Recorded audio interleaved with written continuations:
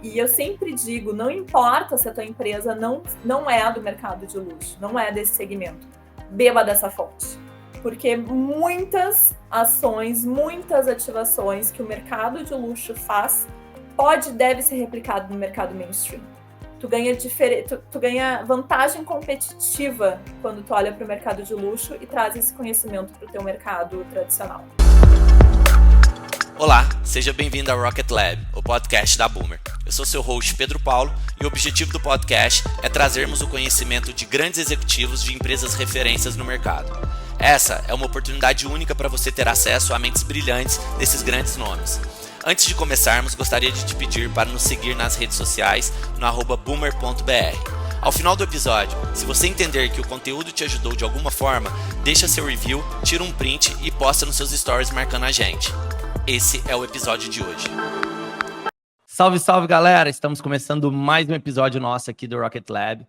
E hoje estou trazendo aqui Tati de Conto, né? Hoje ela assume como gerente de marketing Melissa. Para quem não sabe, né? A Melissa hoje faz parte do grupo Grendene. Inclusive, assim, é bem difícil alguém não conhecer a Melissa. Quem nunca passou na frente de uma loja da Melissa e sentiu aquele cheirinho clássico da loja, né, Tati?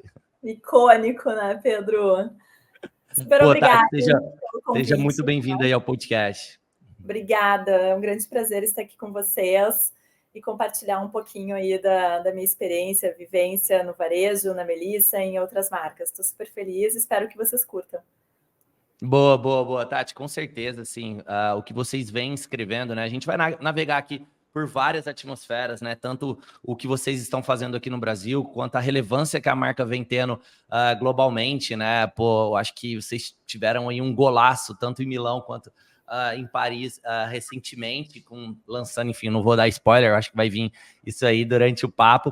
Mas, Tati, vamos voltar um pouco, né? Me conta quem que é a Tati, sim, obviamente eu já sei, mas passa para a galera aqui um pouco da história da Tati, né? Eu acho que, cara, o track record seu é incrível também, ali muito nessa pegada de marcas de luxo, né? Passando por, enfim, empresas que tiveram uma relevância muito grande também, que com certeza colaboraram para formar, né, a Tati de hoje, enfim, estando nessa posição extremamente estratégica aí dentro da Melissa.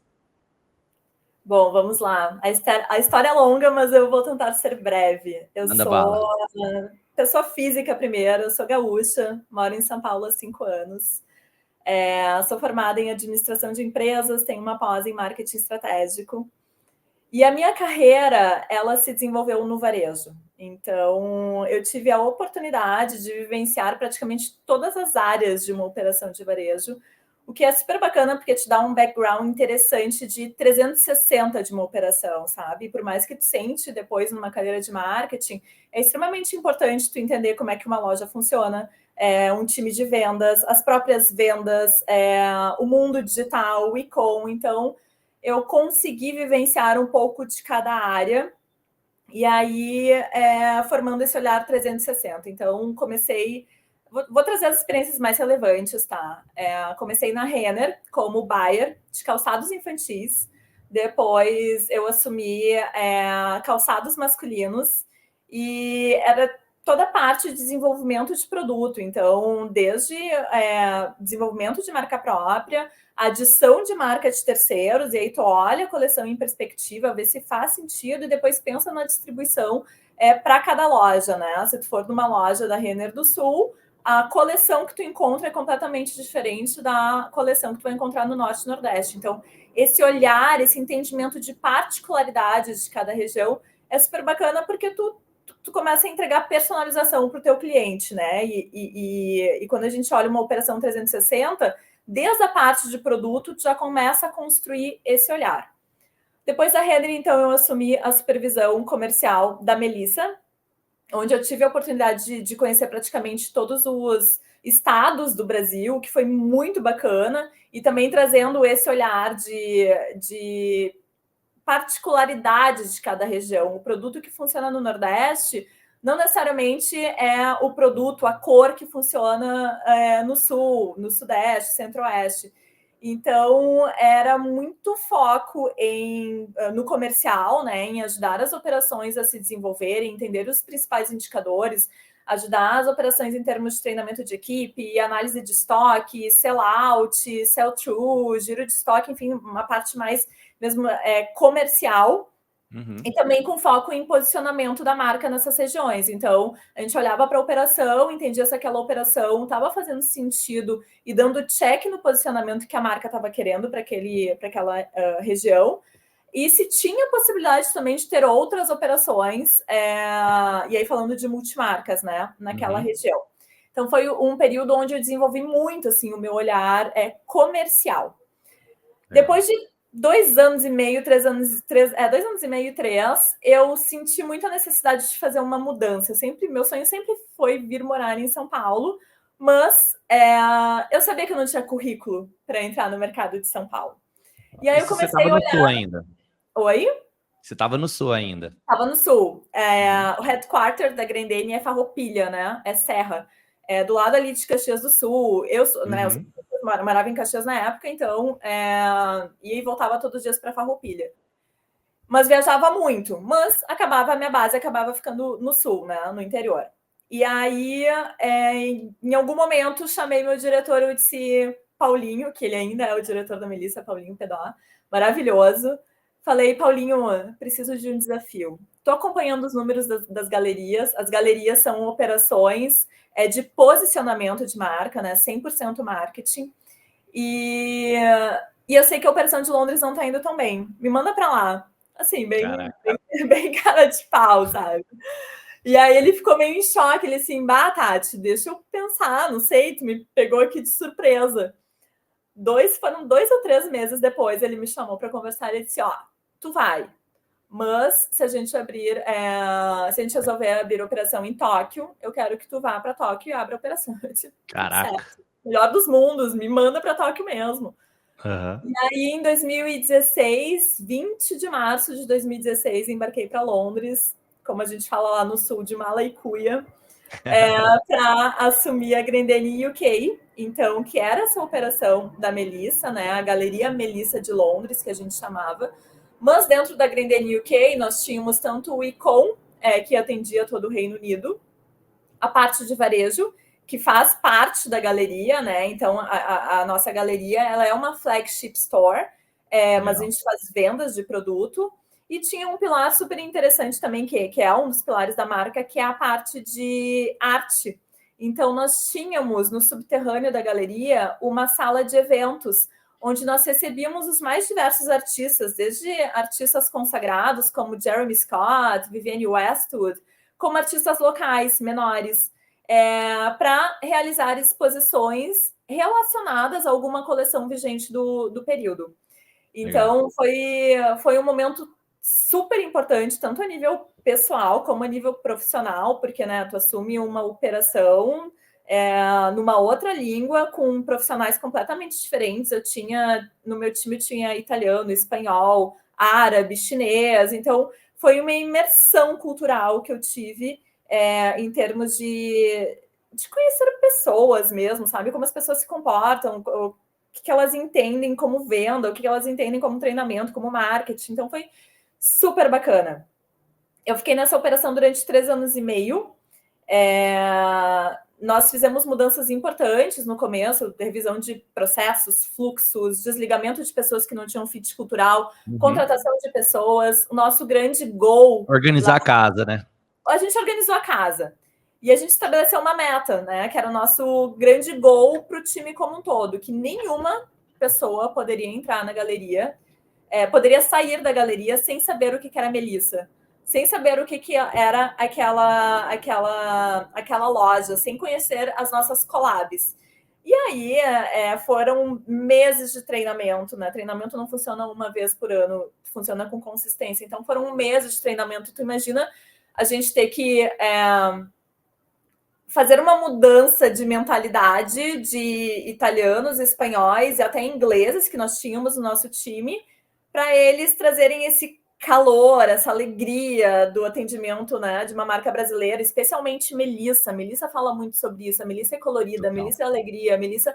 Então foi um longo trabalho onde a gente foi super bem sucedidos, onde o time efetivamente engajou e conseguiu transformar isso em realidade, tanto que A rua, a galeria, ela ficava localizada em Covent Garden, né, que é um bairro super central de Londres, e a nossa rua era King Street.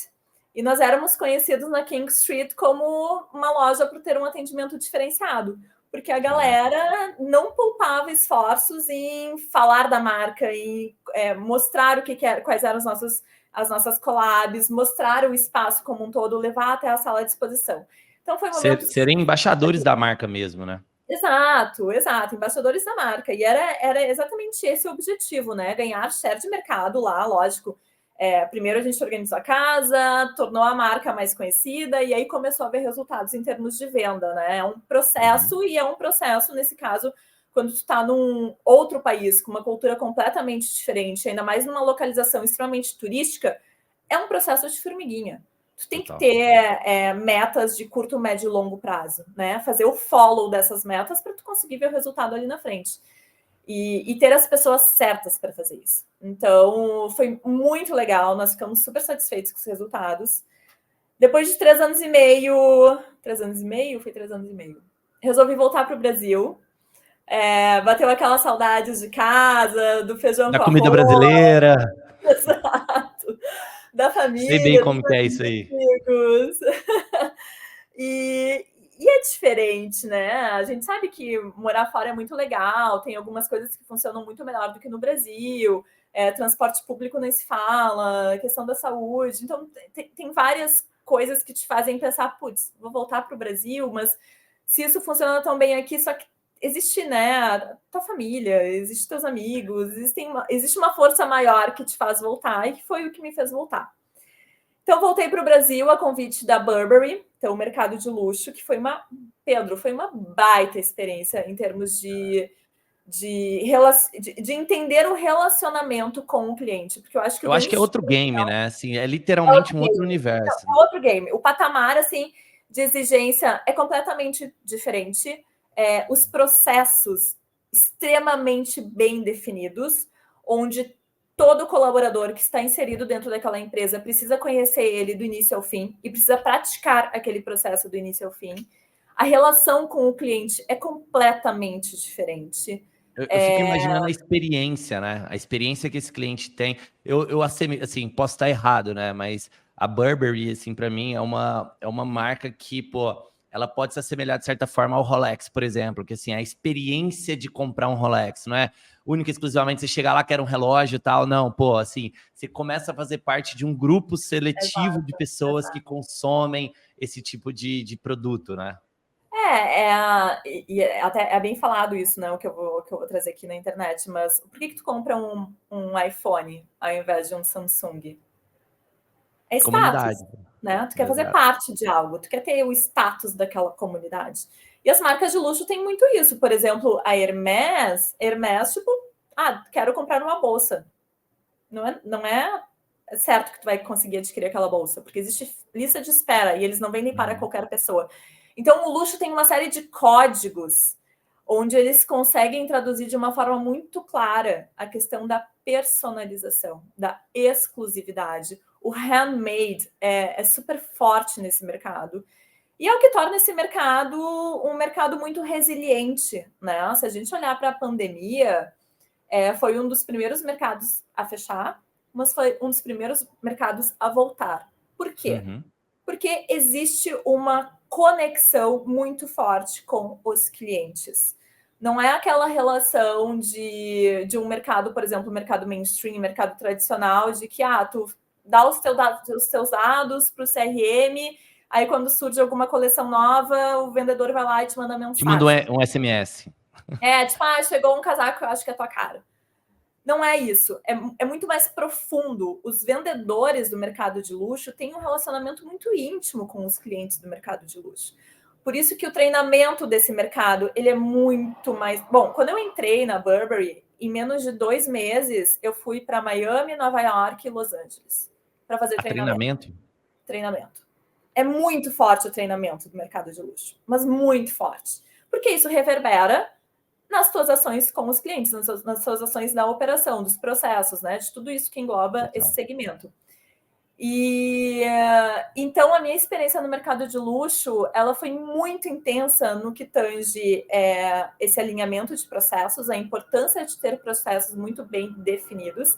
Inclusive, eu fiz um curso na Disney, não era exatamente na Disney, né? Era focado em customer service, customer centric, né? Colocar o cliente no centro.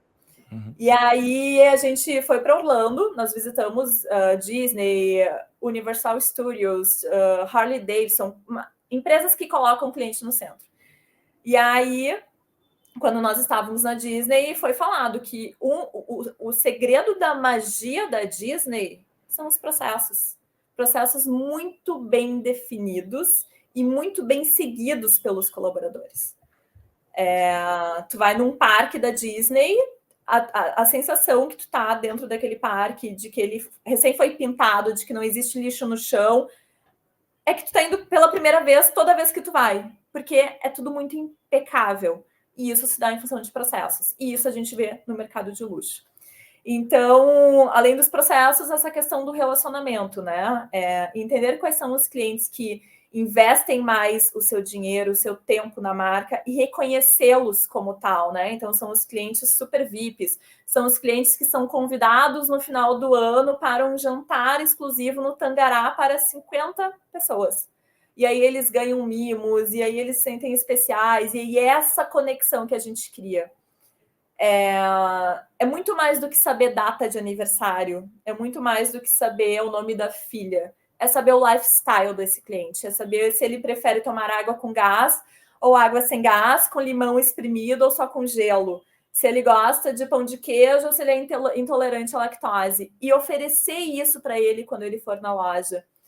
Existe até um dado, na época que eu estava na Burberry, uma pesquisa que foi feita, que os atendimentos realizados com hora marcada e quando o vendedor prepara, a gente tinha uma sala VIP dentro da operação, que era onde a gente recebia os clientes VIPs. Então, era uma sala maior, com espelho, espaço para botar um lanche especial para esse cliente, para expor todas as peças que a gente achava que dava match com o que ele esperava. Então, o vendedor preparava essa sala para esse cliente. Vamos supor o Pedro. O Pedro, eu sei que ele gosta de tomar Blue Label e que ele gosta de comer pão de queijo.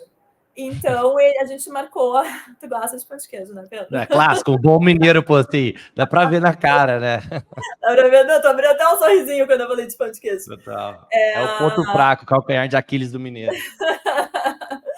Então, a gente marcou um horário com o Pedro, segunda-feira às 15 horas. O Pedro vai chegar segunda-feira às 15 horas na loja. A sala VIP vai estar preparada com o litro de Blue Label, com o copo com gelo, o pão de queijo, que a gente sabe que ele gosta, e mais todas as opções de looks que a gente sabe que dá match com o que ele já comprou, porque a gente tinha acesso, né, à compra o histórico de compra desse cliente. E sugestões ainda de peças para fazer composição de look. Então, essa pesquisa que foi realizada, ela falava que quando esse atendimento ele é com hora marcada e personalizado nesse nível de entendimento do cliente, do que eu sei que ele gosta, as chances de tu vender mais é de 63% a mais do que se fosse simplesmente um cliente de porta, né? Cliente de porta é aquele cliente que está passando, tu não está preparado para receber ele, simplesmente atende e vende. Então, atendimentos personalizados, eles tendem a trazer 63% a mais de receita. Exato, assim, e é bem plausível isso, porque, visto toda essa estrutura que você falou no processo de venda, o cliente, no meu ponto de vista, ele deixa de ver aquela pessoa como um vendedor e passa a ver como uma autoridade, assim, de, pô, conhecer todos os gostos, assim, se vê como uma amiga, uma pessoa próxima. E aí a confiança, né, de, pô, a Tati ir lá e escolher um look para mim, por exemplo, né, cara, eu vou confiar nela, porque ela me conhece, ela sabe meus gostos, perfeito, ela me estudou, né, para poder chegar ali. Perfeito. E assim, indo até um pouco mais longe, tá, em termos de treinamento, o salário do mercado de luxo, ele nem se compara com o mercado mainstream, tá? E falando aí de salário de vendedora, a comissão é boa, é alta. Então, o time sempre teve muita possibilidade de viajar para fora, de conhecer outros lugares que os clientes visitam, que vão passar férias. Então, assim, era uma conversa de igual para igual. E quando não tinha essa possibilidade de viajar, no próprio treinamento a gente falava sobre quais são os destinos dos clientes dessa operação. Eles vão passar o verão europeu na Grécia, na França e, sei lá, em Londres. Então, já existia um estudo por trás para que a conversa fosse de igual para igual, né? Para que efetivamente o cliente ele se sentisse confortável e visse exatamente isso que tu falou, Pedro, nessa pessoa, uma pessoa de confiança, onde ela não está aqui simplesmente me servindo, porque vendas é isso, né? É servir. Inclusive, em inglês, a gente falava muito, né? Tipo, tinha algum vendedor servindo, eles falavam, I'm serving right now, eu estou servindo agora, porque é o ato de servir, né? De trazer algo para o cliente, servir algo que ele esteja precisando naquele momento.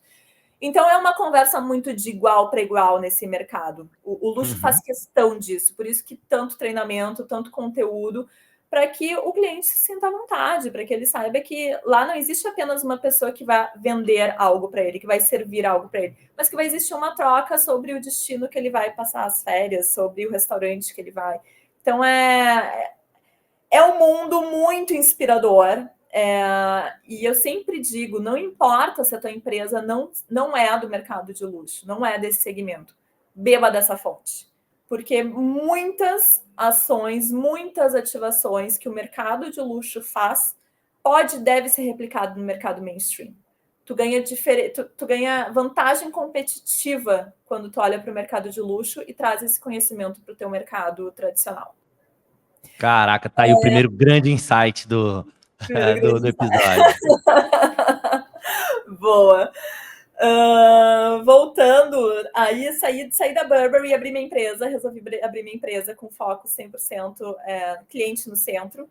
E aí tinham diversos braços, desde treinamento de equipe para colocar o cliente no centro, parte de marketing, como fazer ativações com o cliente no centro, parte de vendas, estruturação do digital, que era bem época de pandemia. E aí eu atendi algumas marcas importantes, como Todeskine, Lenny Niemeyer, que é mercado de luxo, muitas marcas da moda. E 2022, voltei para a Grendene. Dizem que o bom filho a casa torna, né? Pronto, tá aí a prova viva de que o bom filho a casa torna. Tati de Conto, relatando aqui sua experiência com a Grendene. E foi muito legal, assim, o retorno, porque era um desafio completamente diferente. Mas era aquela sensação de estar em casa, sabe? Então foi muito legal, eu fui super bem acolhida. O Rafa, que é o meu chefe hoje em dia, o Paulinho, que o meu diretor na época que me levou para Londres, segue sendo meu diretor, a Raquel também, enfim. Além do meu time, então foi uma feliz decisão de ambas as partes, né? Foi um bom match. Boa. E aí, hoje em dia, então, eu estou como head de marketing do canal de franquias. Foi minha primeira experiência com esse modelo de negócios, né? De franquias, mais de 400 lojas. É um grande desafio. Eu imagino. Porque tu precisa fazer acontecer na ponta o teu planejamento estratégico. Só que assim, como é que tu vai controlar o teu planejamento estratégico, a tua ação para mais de 400 lojas, para que ela seja tal qual o que foi planejado, né? Porque o que foi planejado existe uma razão, existe um motivo, existe um target de resultado. Só que eu preciso garantir que essas mais de 400 operações, efetivamente tenham a ação, mas com base no que foi criado, não com base no que eles acham que é correto. Isso é um grande desafio quando a gente vem para esse modelo de negócios, né? Então, a gente conta muito com tecnologia, a gente conta muito com o time dos consultores, mas se tu fosse me perguntar, Tati, qual é o maior desafio hoje em dia na área de marketing, olhando para esse modelo de negócio, é garantir a execução na ponta, tal qual foi planejado no planejamento estratégico. E quando a gente olha, né, assim, eu acho que a Melissa, ela é um grande case, porque a gente está falando aqui de mais de 400 operações que eu acredito que, em sua grande maioria, não são operações próprias da Melissa, né? São com franqueados. E acaba que, assim, quando a gente olha, né, na holding, então, hoje você, sendo ali, né, toda a estrutura estratégica a nível nacional e também, né, internacional da marca, tendo ali os direcionamentos de marketing, comunicação, estratégia. Então, assim, quando a gente olha para dentro dessa camada, a gente consegue ver que, grandes desafios, como você já citou, é fazer com que a penetração da comunicação do ponto A, ela chegue ali na ponta com o consumidor. Então, o mesmo direcionamento, né, a mesma metodologia e inteligência que vocês usaram em campanhas de marketing aqui no topo, né? Então, bem top-down, chegue ali na parte baixa ali, que é, de fato, o contato com o cliente, com a mesma curacidade ali de entrega, né? E aí, eu acho que, assim, a gente falar sobre campanhas de marketing onde você não tem controle 100%, né, de como que isso vai reverberar na prática dessa campanha, eu acho que isso, assim, é o grande turning point, né, da estrutura como um todo para poder trabalhar em cima, né? Não, assim, são muitos intermediários, né? Porque como é que Total. funciona? Existe a área de marca e comunicação, que é quem cria a estratégia do ano. A gente recebe essa estratégia e a gente desdobra para o varejo, né? Então, a gente mantém o DNA dessa estratégia, que é importantíssimo, porque a marca vai estar falando sobre isso, mas a gente precisa deixar ela com uma pegada um pouco mais comercial para o consumidor. Uhum. Só que até do nosso planejamento até chegar no consumidor final, existe o franqueado, existe as gerentes das lojas, existe o time de vendas das lojas. Então, existem alguns intermediários nesse meio. O que a gente precisa garantir? Que todos entendam a estratégia, por que ela foi desenhada daquela forma, né? Uhum. Até existe uma pesquisa de Stanford, se eu não me engano, que fala, a partir do momento que tu conta o porquê do que tu está solicitando, que tu explica o porquê do que tu está solicitando para as pessoas, a tendência de que elas executem tal qual é muito maior. Então, o nosso grande desafio é explicar o porquê daquela estratégia e o porquê que ela tem que ser executada da forma como a gente está solicitando, porque existem muitas camadas até chegar ao consumidor final. E uma coisa que eu gosto muito de falar para os times de loja é na loja que a mágica acontece. Marketing é área de suporte. TI é área de suporte. A parte de merchandising, produto, é área de suporte. A mágica está na mão do vendedor, está na mão da gerente, porque são eles que são um ponto de contato com o consumidor. Então, não adianta a gente fazer uma baita estratégia elaborada, cheia de experiência, se a gerente e o vendedor não comprarem a ideia dessa estratégia, porque eles não vão repassar para o cliente. Então, o grande desafio é esse. E a gente conta com tecnologia, mas a gente conta também com esses treinamentos, com essa consistência de treinamentos, com essa comunicação o mais clara possível, para que eles comprem a ideia e repassem a experiência tal qual para esse consumidor. Não, é exatamente, até quando a gente vai olhar no intuito, né, de como que eu vou mensurar, né, se as estratégias que estão sendo desenhadas, elas estão sendo executadas na ponta. Obviamente, a gente passa aqui por camadas de tecnologia, de softwares, onde vai conseguir, de fato, cruzar, né, esses dados para poder sentir, né, como que está sendo ali um termômetro da aplicabilidade daquela estratégia, mas no final do dia, né, nada, igual você comentou, nada vai superar o cara crachar. Então, de fato ali o feeling da vendedora em saber, cara, qual que está sendo uma principal objeção de cliente, se é uma cor específica. Então, eu acho que assim, até em questão de direcionamento estratégico de companhias, cada vez mais, né, a gente tem que não só colocar o cliente no centro, mas ele tem que ser o precursor das estratégias da companhia. Então, a gente brinca muito aqui na parte de mídia, né? Hoje, o foco nosso está sendo muito ali inteligência de dados de mídia para fazer ali estruturas escalarem. E, basicamente, a gente tem uma vertical aqui dentro do nosso...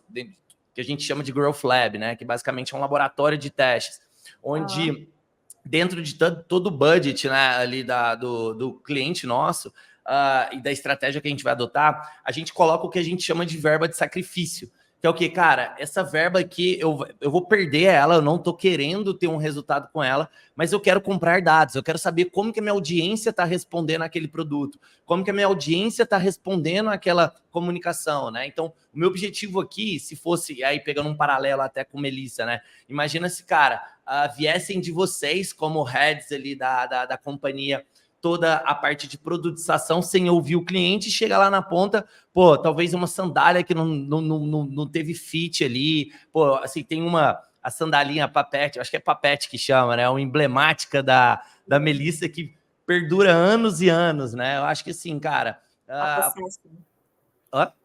Possession, o nome dela. Exato. Então, assim, cara, aquilo provavelmente lá atrás e até hoje, né, vem tendo um feedback legal para que, de fato, vocês estejam ainda colocando ela dentro de estratégias de lançamento. Então, assim, eu acho que essa parte da vendedora sentir ali na pele, no pulso mesmo, né, e isso munir aí sim a essa área de apoio que a gente está falando de marketing corporativo, TI, eu acho que é aí que está o grande pulo do gato, né? E eu acho que são algumas frentes em cima disso que tu falou, tá, Pedro? Que é a história do customer centric, então a gente colocar o cliente no centro. E não é... Até esses dias eu estava fazendo um curso da Cláudia Vale. Ela foi uma das primeiras mulheres, pessoas profissionais, a olhar para a jornada do cliente, tá? E aí, quando a gente fala de jornada do cliente, isso não deveria ser uma tarefa única, exclusiva de marketing. É uma tarefa que tem que ser da organização como um todo. Porque a jornada do cliente, ela impacta no financeiro. Se o financeiro não entende as dores do cliente, como que ele vai flexibilizar, de repente, um pagamento? Né? As formas de pagamento. A questão da produção, se a gente não entende a jornada do cliente, se a gente não coloca ele no centro, como é que a gente vai entender os períodos de maior demanda de determinado produto? Porque senão a gente vai seguir um fluxo da produção e não do cliente, né? E aí a gente não atende e não antecipa uma demanda. Então, eu acho que o grande desafio das empresas hoje em dia, das organizações hoje em dia, é fazer com que todas as áreas tenham esse olhar para o cliente no centro. E não é fácil fazer isso, porque é uma mudança de cultura. É algo mais profundo do que simplesmente, ok, o Pedro é meu cliente, deixa eu colocar ele aqui no centro e imaginar como que ele vai pensar, o que ele vai desejar. É muito mais profundo do que isso, né? É muito mais... não é simplesmente desenhar a jornada do Pedro dentro da minha loja ou dentro do meu site, pensar nos touch points. Conseguir antecipar essa demanda e reduzir ao máximo os ruídos que ele pode ter ao longo da jornada dele, né? Deixando ela o mais fluida possível. Indo um pouco mais longe, que é, inclusive, algo que eu falo sempre para o meu time. Eu acho que eles devem me chamar de chata em algum momento, porque eu sempre falo, galera, cliente no centro. Todo o material que a gente produz, a gente faz muito manual, né? Então, os manuais 360... com base no que no mês seguinte, tudo que a loja vai precisar ativar, desde comunicação, exposição dos produtos, absolutamente tudo sai nesse manual. Quem recebe esse manual, eu tenho alguns públicos que eu atendo na minha área. Esse manual, quem recebe é a gerente ou o vendedor. Se nesse manual eu não estiver com uma linguagem que seja de entendimento da gerente, do vendedor, eles não vão executar. Exato. Então, às vezes, a gente utiliza alguns termos, ao invés de falar a prateleira superior do canto direito, a gente fala do nicho. Aí, um dia a gente estava em loja, que eu incentivo muito o time a ir para a loja, porque marketing, o PPT aceita tudo, né? A partir do momento que está no mercado, tu vê o que efetivamente funciona ou não. E se tu só considerar o PPT, quando for para o mercado, tu vai ver que tem muita coisa que não que não funciona, que não faz sentido. E aí, esses dias a gente estava no mercado e aí tinha uma pessoa do nosso time falando, porque o nicho dos tênis, o nicho... Se, galera, vocês entendem o que é nicho? Aí todo mundo ficou, sabe, aquele silêncio. Tipo, ninguém entendeu o que era nicho. Então, a gente sempre faz esse exercício de o que a gente precisa comunicar, a gente precisa colocar na linguagem de quem vai receber. O óbvio não é óbvio. Somente o óbvio tem que ser dito, tem que ser. Tem que ser dito. O óbvio, ele só é óbvio para olhar treinado. Então, a gente sabe o que é nicho, porque está no dia a dia a palavra nicho de prateleira. Mas quem está na loja está pensando em vender, está pensando não está pensando no nicho. Então, essa é uma outra forma de colocar o cliente no centro, né? Levando em consideração qual é o público que vai receber e fazer as adaptações necessárias para que efetivamente eles entendam, consequentemente, eles executem tal qual. Não, perfeito, perfeito. E até quando a gente olha, Tati, aqui sobre um outro espectro, né? Assim, a Melissa é uma marca muito forte, né? É uma marca que permeia muitas gerações. Então, a gente fala, né, de um leque de produtos, de uma gama de produtos que consegue pegar várias faixas etárias e fazer com que essas mulheres, né, elas sejam apaixonadas pela marca muito por conta de não só, né, do produto, da alta qualidade de produto, mas sim também por todo o conceito, né, toda a experiência, tudo que está por trás da marca. Então, assim, pô, eu sou muito do time, né, que hoje primeiro você compra a experiência de uma marca para depois você comprar o produto, né? Então, você deu o exemplo do iPhone, né, cara? Você compra já o sonho de ter a experiência do iPhone, depois que você pega, que você vai ver, pô, cara, olha, aqui tem uma câmera boa, cara, aqui tem como fazer isso, tem como integrar com o MacBook e tal, não sei o quê. Então, assim, depois você vai tendo essa percepção, né? Então, quando a gente olha para dentro desse cenário onde a Melissa tem hoje um posicionamento, uma marca muito forte, e ela acaba comunicando com muitas gerações, né? Como que você vê esse desafio, né, da comunicação? Você como Tati, né, pô, encabeçando toda essa parte de comunicação, descendo ali para as franquias e, consequentemente, para o consumidor final. Como que você vê esse desafio, né, de pô, manter uma linguagem única para que atinja tantos públicos diferentes, né? Eu acho que tem 2 pontos muito importantes, né? Primeiro, que é o que foi construído até então da marca, né? A Melissa é uma marca extremamente tradicional, não é uma marca de calçados, é uma marca de arte, moda e design.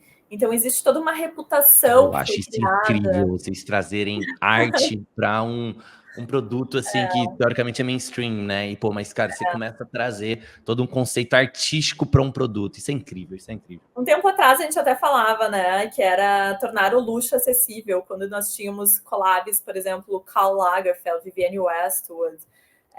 Então, efetivamente, a gente tornava o luxo acessível. E então existe esse ponto que eu acho que é uma construção de anos que foi muito bem executada para a gente estar hoje no mercado onde a gente está, ser essa marca reconhecida, sentir o cheirinho de tutti-frutti, nossa, é Melissa, nossa, lembra a minha infância, que é um dos nossos maiores patrimônios, né? Faz parte do nosso DNA. Mas existe um outro ponto, e aí é minha opinião como profissional, tá? Não Melissa, Tatiane profissional. Eu acho que é muito importante a gente definir qual é o nosso target, que é o público que a gente quer conversar. Porque a partir do momento que tu quer abraçar todo mundo, tu não abraça ninguém. Então, tu ter uma definição de que tu quer trabalhar, por exemplo, tu quer conversar com mulheres de 20 a 40 anos que gostem de moda, arte e design.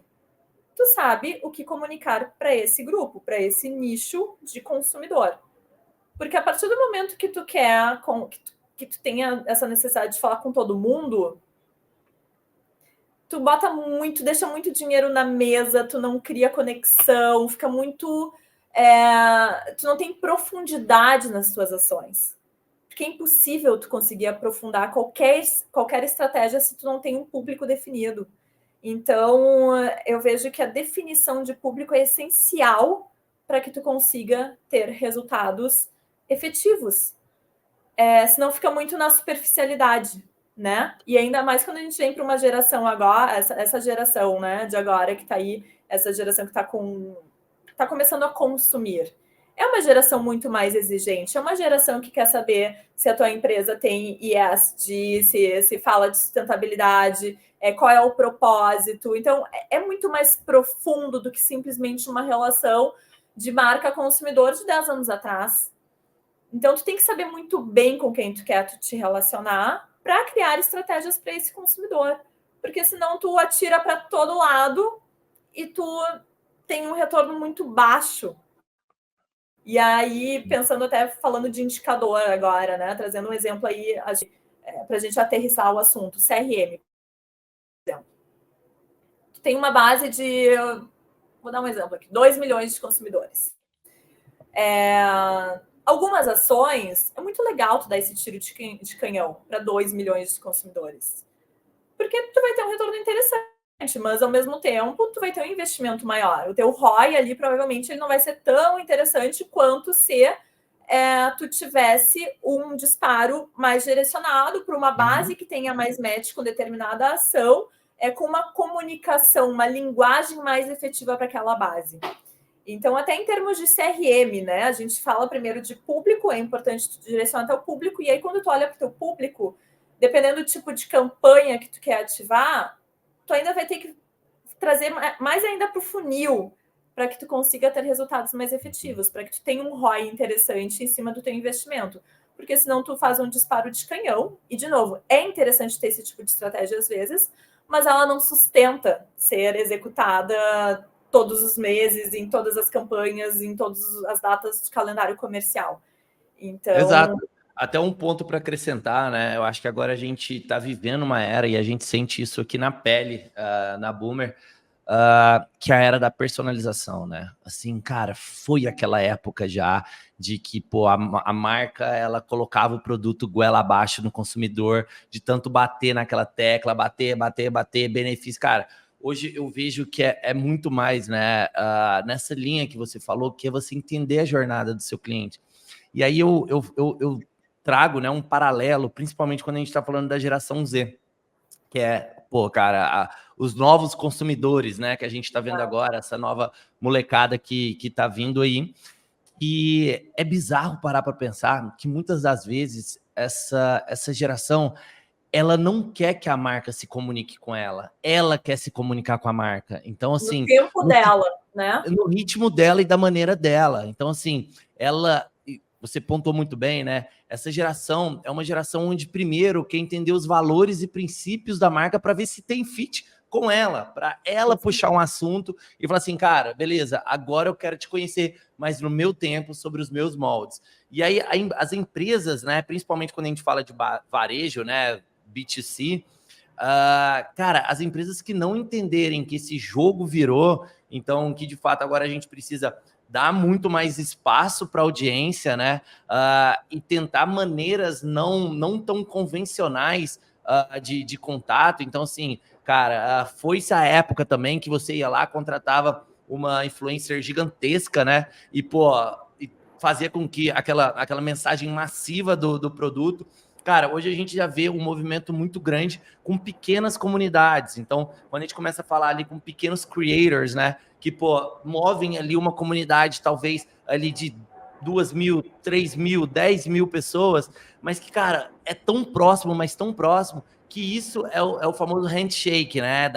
Dessa geração Z para a marca. Então, pô, ela precisa que alguém próximo dela, ali, que cumpre o papel muito bem, os creators, né? Eles, pô, tenham tido a experiência e aprovem os valores dessa marca para falar assim, cara, beleza, se eu tô na comunidade desse creator e ele é a referência para mim, cara, então beleza, eu quero comunicar com a Melissa. E aí, assim, o incrível, né, é que você passa a não só ganhar um cliente, mas você ganha também uma embaixadora da marca, porque essa pessoa, você cumpriu todos os pré-requisitos para ela ter ali de fato, né, uma segurança em poder consumir. É isso aí. E a gente vê muito isso na Melissa, né? A Melissa tem uma legião de fãs, que a gente chama de Jamie Lovers. São as nossas fãs, são as nossas clientes que amam a marca, que consomem a marca há muito tempo, que tem coleções de Melissa, que tem tatuado na pele a Melissa, que casou com Melissa. Então, assim, são N histórias que a gente tem com as Caraca, casamento de Melissa já rolou? Teve. Isso, tem muita história legal, sabe? E aí tu começa a entender a força da marca, o quão importante é ter uma construção genuína. E aí isso que tu falou das influencers, Pedro, eu acho que cada uma tem o seu momento, né? Quando a gente vem para quando a gente vem para um big name, uma celebridade, é para gerar awareness, né? É tiro de canhão de novo para gerar awareness. Mas se tu quer focar em conversão, foca numa nano-influenciadora, numa micro-influenciadora, porque ela vai estar conversando com o público que efetivamente compra aquela marca, e vai ser uma entrega muito mais genuína. E esse lance da confiança que tu falou, né, que é extremamente importante. Então, eu acho que cada uma tem o seu caminho, o seu objetivo, né, quando a gente vem para uma pirâmide de influencers. É importante saber diferenciar qual é o momento da tua marca, o que tu quer comunicar e qual delas utilizar, para que tu efetivamente tenha um resultado bacana. Total, perfeito. E Tati, agora, tirando a camiseta de Melissa, né? Ali, pô, Tati, como profissional, com toda essa bagagem de Burberry, Grendene, Renner, enfim, tendo experiências tanto aqui no Brasil quanto fora, né? Como que você vê o futuro da moda e do marketing no setor de vestuário como um todo? Não só de calçados, mas enfim, né? No setor ali de moda mesmo. Uau! Pergunta de milhões, hein? Essa daí foi para Essa aí tu não tirar vai me lá dar do muito tempo fundo para da caixa. Então, Pedro, eu não vou, eu vou ser mais abrangente, tá? Porque, ok, minha experiência é varejo, é moda, mas eu acho que isso serve para qualquer segmento.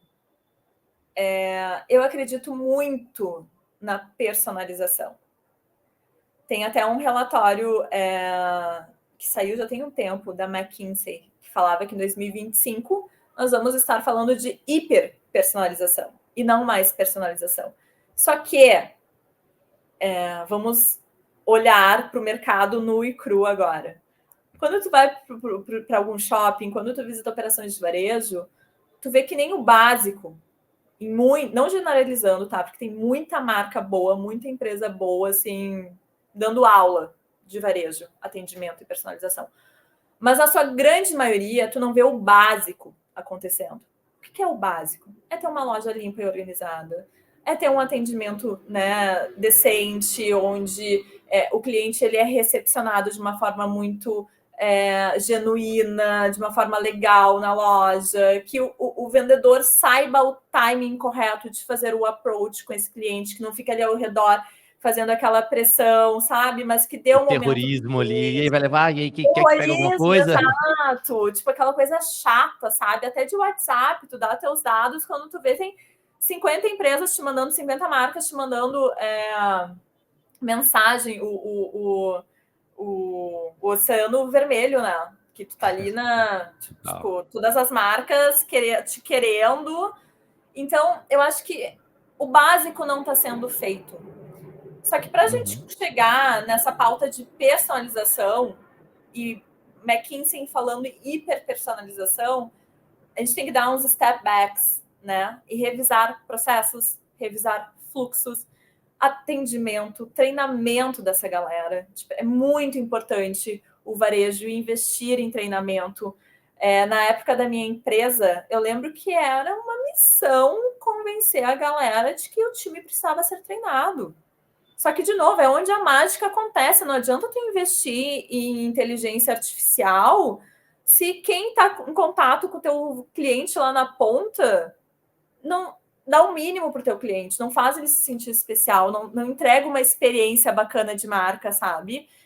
Então, eu diria que, primeiro revisar processos, fluxos, cultura, pessoas. Tá tendo match isso? Tá rolando um fit entre esses pilares? Se sim, beleza, a gente avança para uma personalização. Como é que eu trago a personalização? Como é que eu consigo fazer isso acontecer dentro da minha marca, da minha empresa?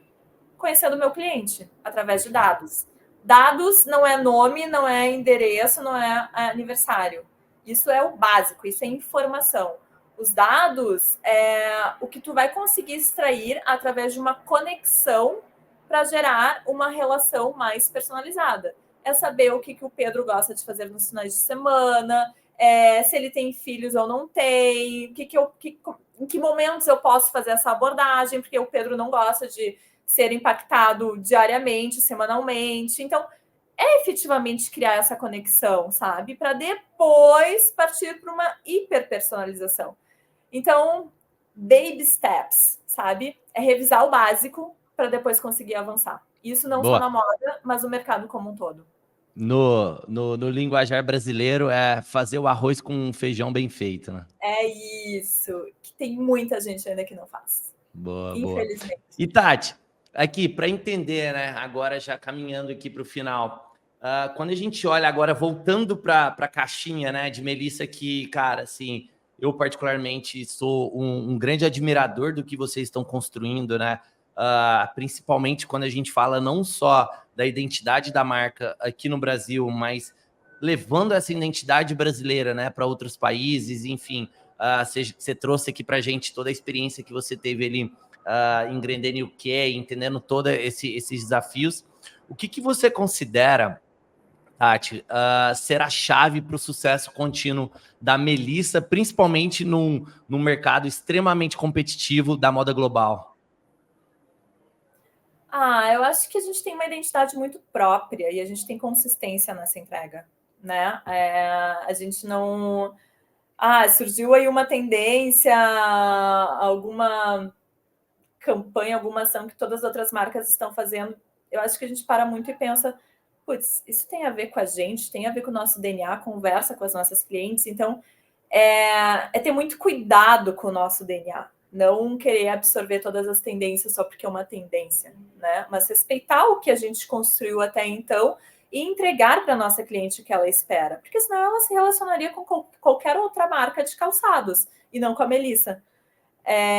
Então a gente tem um diferencial muito forte, que é trazer no calçado um design diferente, o nosso cheirinho de tutti-frutti, a experiência que a gente gera dos nossos pontos de venda, a experiência como marca que a gente gera, as experiências globais, a gente até estava falando anteriormente ali na ação do Melissa Frisante, que foi que a gente fez o kickoff na Semana de Design de Milão, era como se fosse uma loja onde a gente estava vendendo 3 cores diferentes da Possession, que é o nosso produto ícone, e essas cores elas davam um match com a soda italiana. Então eram 3 sabores de soda italiana, 3 cores diferentes, e a gente jogou 3 cores diferentes para esse produto. Então, tudo a ver, tá na semana de design, né? Uma marca que fala sobre design, uma marca que entrega design. E aí a gente invadiu depois Paris com a mesma ação. Então, eu vejo muito que é ser meio destemido, sabe? Querer navegar por mares até então que a gente não navegou, querer entregar essa experiência, querer ser disruptivo em termos de, ok, o que a gente vai criar agora? A gente fez uma ação ano passado que foi muito legal, da Semana do Cliente. A gente estava com uma ação de compre e ganhe nas lojas, onde o consumidor comprava tal valor e ele ganhava um aromatizador, um sprayzinho com cheirinho de melissa. Então, era levar o cheiro de melissa para casa. E aí a marca entrou com uma ação, tanto no Rio de Janeiro como aqui em São Paulo, onde a gente envelopou, eu não vou lembrar as estações do metrô, mas a gente envelopou um trem com melissa, e aí na estação tinha o cheirinho de tutti-frutti. Então, as pessoas passavam, sentiam o cheirinho de tutti-frutti, e nisso chegava o trem todo envelopado de melissa. Então, Caraca. Foi muito legal, é experiência na veia, sabe? É tipo, tu tá caminhando, de repente, tu sente um cheirinho que te remete à tua infância, tu olha, vem um vagão, melissa. Então, ter esse olhar 360 de como conseguir gerar experiência, impactar esse consumidor e gerar essa emoção. Eu acho que a Melissa gera emoção nos nossos consumidores, né? nas nossas clientes. E é por isso que a marca é o que é hoje em dia. Incrível, incrível. Pô, Tati, agora chega a hora, né? Onde, de fato, a gente quer roubar um pouquinho mais de conhecimento e beber da fonte que você bebe, né? Então, eu queria que você indicasse um livro, um podcast, um vídeo que você viu que, de certa forma, virou a chave, né? E nas áreas da vida como um todo e que, pô, para dividir aqui com a audiência. Tá, eu vou fazer 2 indicações, tá? Manda bala, você pode, eu vou te dar essa licença poética. É muita coisa boa que tem aí disponível. Primeiro, bebam do mercado de luxo, bebam dessa fonte. Tem um livro, que é do Carlos Ferreirinha, é um livro básico, assim, ele é super fácil de ler e ele olha para diversos segmentos onde ele fala sobre a aplicabilidade do mercado de luxo no mercado mainstream. Então, como tu consegue gerar essa vantagem competitiva, esse diferencial a partir do mercado de luxo. O nome do livro é O Paladar Não Retrocede. E uma outra dica, que eu até citei anteriormente, é sobre a Cláudia Valli. Seguir ela no Instagram, é Cláudia Valli, se eu não me lembro o ID dela. E ela fala de jornada do cliente. Então, efetivamente colocar o cliente no centro para ter as tomadas de decisões mais estratégicas, antecipando demanda, olhando para touch points, olhando para processos, olhando para uma mudança cultural que é muito importante para que tu consiga executar esse tipo de estratégia. Então, boa, perfeito. Está anotado, já vira como recomendação aqui do episódio. E Tati, para a gente poder fechar, o Rocket Lab ele nasceu para ser uma rede, né? Então a gente conseguir alcançar mais e mais pessoas, mais mentes brilhantes aí do mercado, referências, para poder compartilhar, trazer insights, poder trazer aqui de fato, né, um pouco do aprendizado, né, da trincheira ali do dia a dia. E, queria que você convidasse alguém que você acredita que faça sentido estar aqui. Sim, é um compromisso público, então esse material vai ser utilizado para que, de fato, a gente consiga trazer ele ou ela, né? Então, fica à vontade para poder indicar. Tá. Bom, primeiro que ele é meu amigo pessoal de longa data e é um profissional que eu admiro muito. Ele começou ele teve já sua empresa e agora ele está fazendo uma carreira belíssima. Começou na BR Malls e agora a Alus, né? Ele é gerente regional de marketing, Alexandre Tedesco, famoso Tech. Então, eu indico ele. Eu fiz escola na BR Malls, cara. Eu era verdade! Tu tinha antes de virar comentado Alus, eu trabalhei 4 anos lá na BR Malls. Aí vai ser de casa. Vai ser de casa. Nossa, vai ser um baita bate-papo. O Tech, ele manja muito de shopping center, desse modelo de negócios, de marketing. Ele é um profissional em ascensão lá dentro, então tenho certeza que vocês vão gostar muito de ouvi-lo. Boa, tá anotado. Com certeza vai ser um prazer enorme poder trazer ele. E Tati, não preciso nem te falar, né, o tanto que eu fiquei grato de você ter topado esse papo, né? A gente já vem trocando ideia, já tem um tempo, tentando tirar essa gravação aqui do papel, entre idas e vindas. A gente conseguiu.